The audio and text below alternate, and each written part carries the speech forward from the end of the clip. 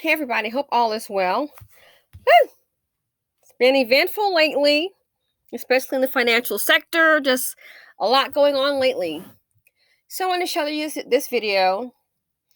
I guess maybe tomorrow I can try to get to some of my emails, I tell you. And quite often when I try to promote businesses, especially for the BC, and in particular for women, and other people as well, I've heard some of the craziest things. You just try to make some money off somebody. That you just or you'll hear they trying to get rich. I don't know anybody with half a brain that starts a business to live in poverty. That's the whole idea. So as we know, some of our people are so like hashtag pro poverty. Go. Yeah.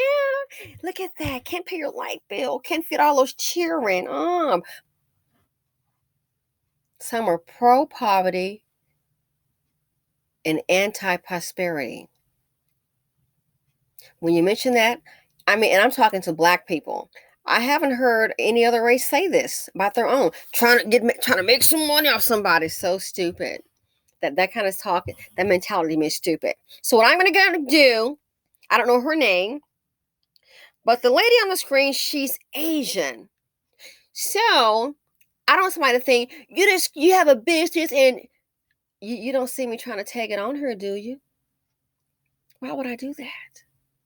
And yes, I do. You just trying to make some out of the Black community so ignorant. But notice, Black people never come with that ignorant statement to anybody else but their own. So let her tell you, and maybe she can kind of like break it down. It's very informative. It's very enlightening. So maybe then, if you're one of those people who, you get a little antagonistic because someone says, oh, maybe they should, promote a business that's maybe maintained by a minority, a Black person, a woman. So if you're one of those people and you're kind of slow because you're anti-poverty, or maybe you're a little jealous because you don't have a business. Okay, I understand some ignorant people are like that. They do a whole lot of talk, but they can't do the walk. Too lazy, too scared, fear. So I'm going to let her on the screen. Without further ado, I'll let her tell you. And maybe somebody might can get it. All right, here we go. Yes, this is really important. Asian Americans were redlined from opening businesses in white neighborhoods because white people didn't want Asian Americans operating in their neighborhoods and didn't want Asian Americans profiting off of white people. But because the positionality of Asian Americans is weaponized to oppress Black people, Asian Americans were being given loans to open businesses in Black communities, even though Black people were not able to receive loans to open businesses in their own communities. And as I've said before, as a result of this, Black wealth is essentially paid out twice when it goes to Asian American businesses. Once when the individual pays for the goods or services, and then again when the Asian American business owner removes the profit from the community. Because usually people open businesses in their own communities, and this is mutually beneficial, where the business owner is making a livelihood off of providing goods and services to their community. And by being a member of the community, they're contributing and they're investing back into the community. This is an ideal situation, and that is not what happens with Asian American businesses operating in Black communities.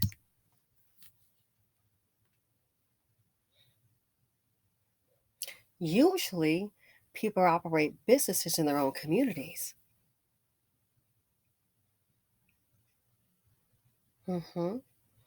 Therefore, hopefully, if the business is profitable and little teacher doesn't come and, rob it, or if the Destinas don't come and ask for more money, or I want an 80% discount, you charge me too much money.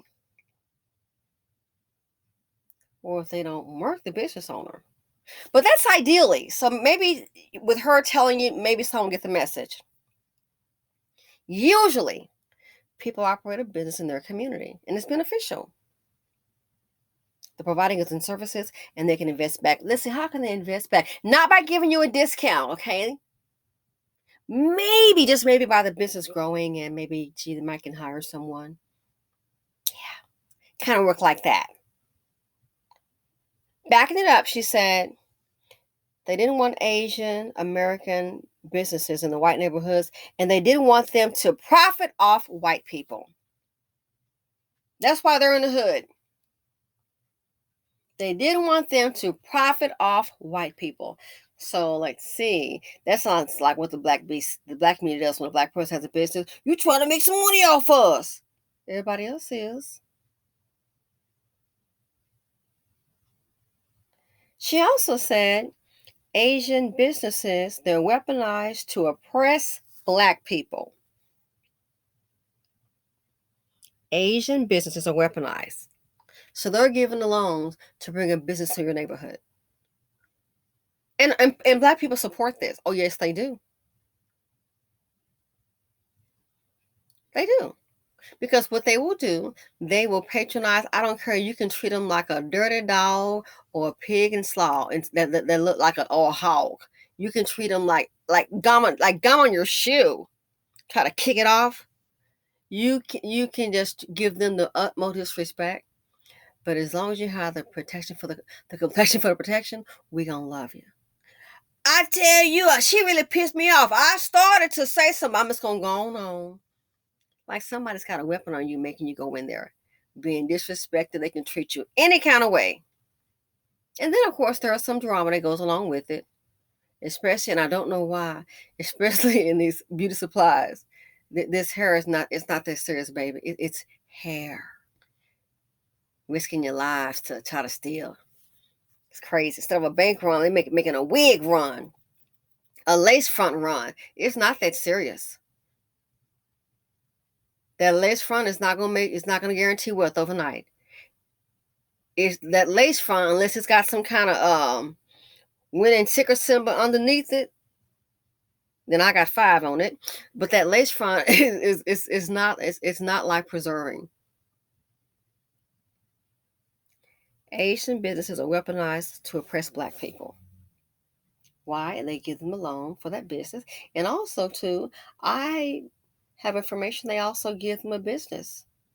Some foreigners, they do come over here, don't need a loan. Some of them are given a business.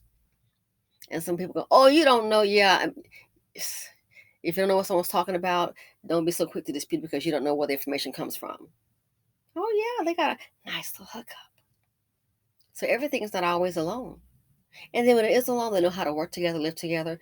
To each person, each family has a business, make it on their own and get out. We can't do that. So the Asian businesses are weaponized to oppress black people, and black people go right along with it. Then when someone that looks like you can't get along, but somehow maybe they work so very hard, they get a business, what happens? The community, knowing these factors, they'll try to tear it down. Starve them out. Good everybody but you. Starve them out. And don't look happy and pleasant. We're so used to poverty. Oh, I'm not going to get any money off me. The community will then starve them out. All on a discount, or as usual, rob the owner, or worse, murk the owner. Then she said black wealth is paid out twice when it goes to Asian businesses. It's paid out twice. And then the Asian community, once they pay for the goods and services, they then take their profits from the community. That's okay. That's how the BC wants it. What kind of group can get along with everybody else but can't get along with each other? Something's wrong. How many of them can maybe give a donation to your schools? Oh, but that's right. Sometimes the parents have checked out, and that's another video. How many of you give a donation to your school, or maybe to a tutoring program, or to Little League? What you gonna do? Go to the community. Hey, they're here in the community, and they're rich off of us. And guess what?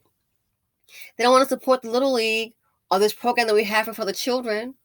What are they gonna do? They're gonna still go in there. You saw the man, I believe a black woman was disrespected, and that man was named Tyrone, that's up, I think, up north or something. And, the brother took that brick through the window. And it was all because of an altercation, as I understand. with them, I think, attacking a black woman. Child, he told me get out of there. He put a brick through the window to send a message. It sent a message, all right. Those women were up in there. He was trying to fight for them. They were up in there. He came back to check. He said they in there deep. Still over some nails. Tyrone is his name. He's trying to send a message: you cannot disrespect our women. And the same women sitting up there going to be a customer. Make sure the glass is put up there. The same wouldn't happen to me over some nails. Wow. Try to fight for this group and see what happens. Good luck.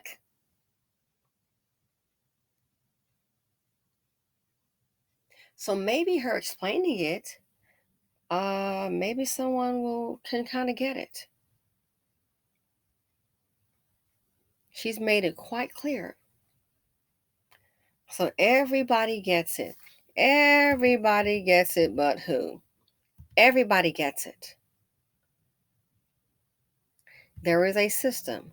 There is a playbook.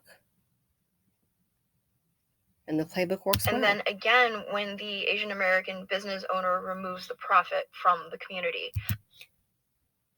And when the black business owner gets a business, our people get jealous again.